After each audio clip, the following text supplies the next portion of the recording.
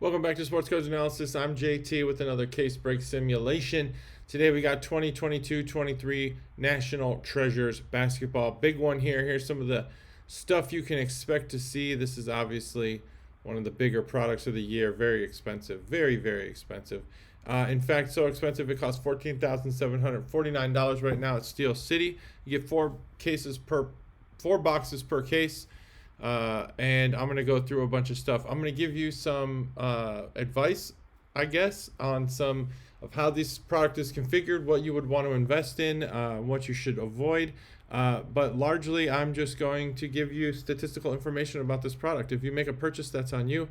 If you lose, that's on you. If you win, that's on you. I don't ask for anything when you win, so I don't ask for anything when you lose. Breaking is a gamble, so make sure that you keep yourself informed. And one of the ways you can do that is by knowing the checklist.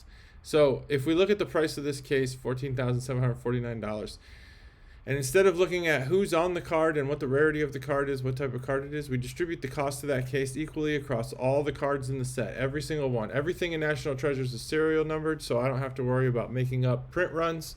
This is the exact print run of the set. We distribute the cost of the case across all the autographs, and we could figure out like what would be a reasonable price to pay if we were paying instead of paying for the quality of the card or the player on the card, we're paying for the probability of getting a hit. You would pay, if you're just paying for probability, you could pay around $970 for the Celtics and it'd be reasonable. And the reason is because there are 3,906 autographs in National Treasures of Celtics, and that is regardless of the player or the rarity. This is the order 1 through 10 of the autographs and how much you should pay if you're simply just paying for the odds of getting a hit for that team. That is one of the important things. This is page 2 here, number 11 through 20, and then 21 through 30 of the teams. And then after that, it's a lot of duplicate teams or multiple teams on one card. So that is what you should do. You should pay attention to that. This is a probability metric, not what team has the best cards. It's which team has the most cards. And when you look at the total number of cards in full for all across parallels, base cards, memorabilia, and autos, we got the Grizzlies at the top. And if you want to pay for the probability of walking away with the most cards, not just the most autos, but the most total cards, look at the Grizzlies, pay about $750. If you do that, then you're paying a reasonable price for the probability of getting a hit. Now you're probably thinking, I don't want to pay for every card equally. I want to pay for the strength of the card, who's on the card, the rarity of the card. So what I've done is I go and I get a bunch of data on how much these cards cost and how much each player is selling for, what's the hype, who's hot, who's not, and I assign every card in this set a value. Then I calculate based on simulating 200 case breaks with an algorithm that I developed. I simulate and I calculate the ROI on each case break so that you can be as informed as you possibly can. These are as accurate of ROI measures as I could possibly come up with. I also rank them 1 through 5, 5 being you're going to get a high return, 1 being you'll get no return or even you'll get a negative return because you'll have to keep those cards. And then I break out the players that fit into each of those categories. And so for the most part, you have to look at the axis here. The x-axis does not have a 1, so that's why this is weird. For some reason, when it doesn't have all 5 numbers, it puts a little gap here. This is actually 2, 3, 4, and 5. So there are no 1s in this product, which makes sense because it's a higher-end product.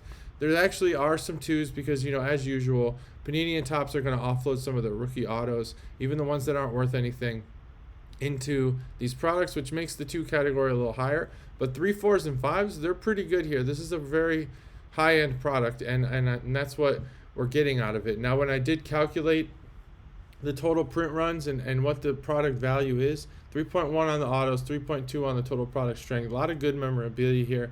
It does skew higher, towards 3.2 range, and that's good, but it's still not a 5 product. In order for this to be a 5, it would have to have all 5s. All players like LeBron James in this product, and that's never going to happen. So anyway, let's look at ROI for 200 cases. So this is a high-end product, so the cards do tend to sell for more money. even ungraded. So when we look at this, the ROI is a lot higher. This is divided over 200 cases. So I take the total ROI and I divide it by 200. I will show you an example of what this ROI looks like just when it hits. But for now, we're looking at 200 cases. So when you're trying to make your purchase, take screenshots of these tables. When you're trying to decide who should I buy, typically what I do is I rank the product strength and then I kind of show what that is.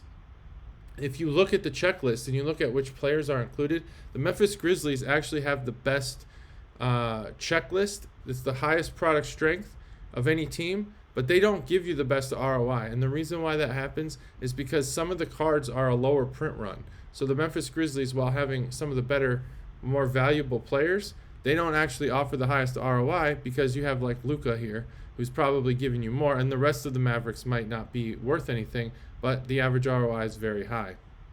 Same thing with Golden State. So that you can look at this product strength, you can look at the product strength by base, auto, memorabilia, parallel, whatever you want. But in the end, this is what you want to see. What if I sold every card that I got from a break, on average, how much money am I going to make back? Well, the Mavericks tend to make the most. That's across 200 cases. That doesn't mean that's what you're going to make. That just means that's what I'm getting on average in my simulation. Now, I did bump up some of these prices because of the high end, so keep that in mind. No, so that's 1 through 10 on ROI for 200 cases. That's 11 through 21, and that's 21 through 30. Let's go back to the first page. So now let's talk about, instead of averaging out all 200 cases, let's just average out when it hits. So when I get a Mavericks autograph, what am I averaging? Instead of dividing by 200 now, I divide by 84. And the reason is because when I did my simulation of 200 cases, 84 of those cases wound up having a Mavericks autograph. So this table is probably the best table in my entire video. What you want to look at here is the team, the hit type, and the number of cases. Because what you're probably thinking is, I want to buy into a case break, and I really, really, really want to buy. I want to hit Nuggets autographs. And Nuggets autographs, they're going to hit, I'm going to get. It's not true. Only 80 times did I hit a Nuggets autograph. If you really want to bump up the potential that you're going to get an autograph, look for this number to be as close to 200 as possible. So the Celtics autographs actually appeared in 122 cases. That's more than half. That's approaching 3/4. You know, that's, what is that? 6/8, basically, or 5/8. I don't even know at this point.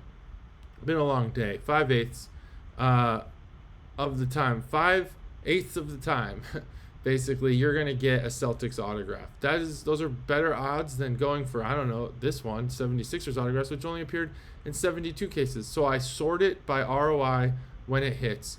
But look at this number here, because that tells you how many times it hit. So yes, you're gonna get the highest ROI out of the Mavericks, but it only hits 84%. 84, not percent. That's half. That's less than half the time. So that's 84 cases out of 200. Maybe I should put the percentage in there. So that's page 2. That's just keep looking at that. How many times did it hit? 141 cases. We got a Pistons autograph. So that's pretty good. If you want to really walk away with something, maybe select the Pistons. You might get a hit. You have a better odds of getting a hit. There's page 3. There's page 4. Now just keep in mind, these are the hit types. So some of them are parallels. Some of them are memorabilia. So they're worth a little bit less. There you go. There's page 5, 6. I'll probably go through maybe 10 of these. 7. There's page 8. Just screenshot it. That's really all this is for, is for you to screenshot it. I'm not trying to bore you by counting to 10. All right, so there's the 10 pages. Now let's look at the master checklist just to see what this product has. Here's by player. This is by player. So let's just look at who has the most cards in this set. It's Paolo Banchero. I don't watch basketball, so maybe I'm saying that wrong. But there you go. We got Keegan Murray, Jabari Smith. These are the players with the most cards. When you want to know who has the most autographs, we can look at that. Oh, that's number of unique autographs. Here's the most number of autographs. Banchero, Murray, Smith. So let's just go through a couple of those. These are players with the most autographs in National Treasures. There you go. There's a couple pages of that. Now let's just sort by who has the most cards, period. That way you know who you could get, who you have a high probability of getting a hit with. There's a couple pages of that, so you can get your screenshots. There you go. Now let's look by team. Here you go. Grizzlies have the most, even though they don't have the most unique cards, they have the most when you explode the print run. So that's why you never go off this number here, the most unique cards. Because look, the Pistons have 124 unique cards, different cards. But when you look at the print run of those cards, it's actually lower than the Grizzlies. So there's 1 through 10, 11 through 20, 21 through 30. We'll even go one more down. There you go. That's team in order for which teams have the most cards. Now, if you're chasing one-of-ones, this product has 1,540 one-of-ones. That makes this product about, I don't know, mid-tier for Panini. And sometimes they have about 2,000 one-of-ones, but this product has 1,540. And if you are looking to hit those one-of-ones, go with one of these teams here. This is the first top 10 teams for one-of-ones. Total cards out of one. That's Knicks, Celtics, Grizzlies, Lakers, Pistons. There you go. So if you're chasing one-of-ones, go with those. Now, I do 200 case break simulations. Let me just break some of that down for you. Here's one case. Let's see what kind of autos we got out of this. We should have 16 autos out of each case. And we do. There's 16 there, 16 rows. Makes 16. The best we got out of this one case was the Colossal Material Autographs Prime out of 25. And we also got that another one out of 25. And then we got some out of 49 and 99. So the autographs for this weren't terribly great. That's just the last case that broke case number 200.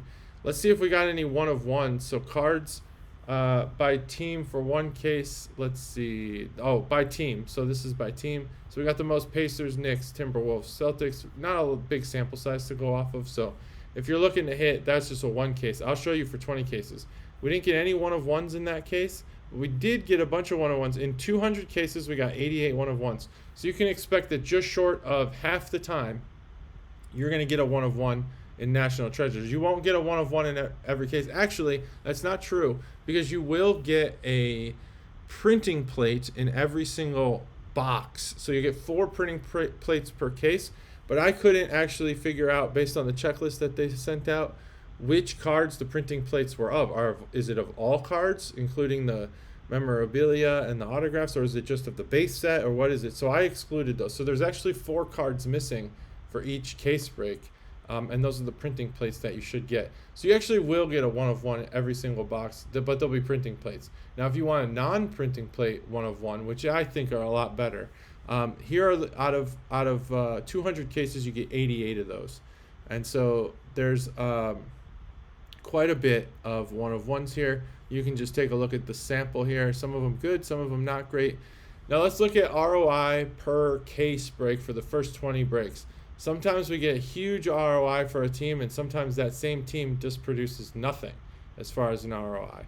So we look at across 20, you can see that it changes, because why wouldn't it? There's different players in each one. You're really only getting 10 cards per box, so 40 cards per case, which really excludes a lot of teams, and there's a lot of teams that might be low. So sometimes you really just look at this and say, these are the different teams that have high ROI, and these are the different teams that have low ROI, and make your decision based on what you're comfortable with.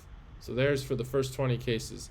Now for 200 cases in the simulation, how did the teams shake out there? Well, here you go. Here's like the first, 20 or so in order of which team I got the most of in the simulation. So this would be like if I open 200 cases, how many would I get of the Knicks, the Pistons, the Lakers? Here's that number right there.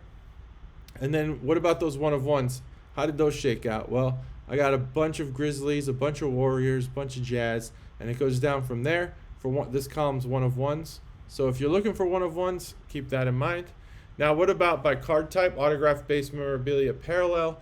So let's just sort that by autographs. We got the most autographs of the Pistons, the Celtics, Spurs, Knicks, Lakers, Rockets. This is in 200 cases, by the way. If we want to see who we got the most memorabilia of, because you do want to walk away with a hit. If you can't afford the teams that have the most autographs, like the Pistons, maybe you can afford the team that has the most memorabilia, like the Knicks. So, try that out. There's the first, 10 or so of those. Here's the first of the autographs. And if you're really chasing parallels or base cards, there's those in order. That is 2022-23 National Treasures. Thanks for watching. Let me know in the comments what you like, don't like, what you want to see added. Appreciate it. Subscribe to my channel, please. I appreciate it. Bye.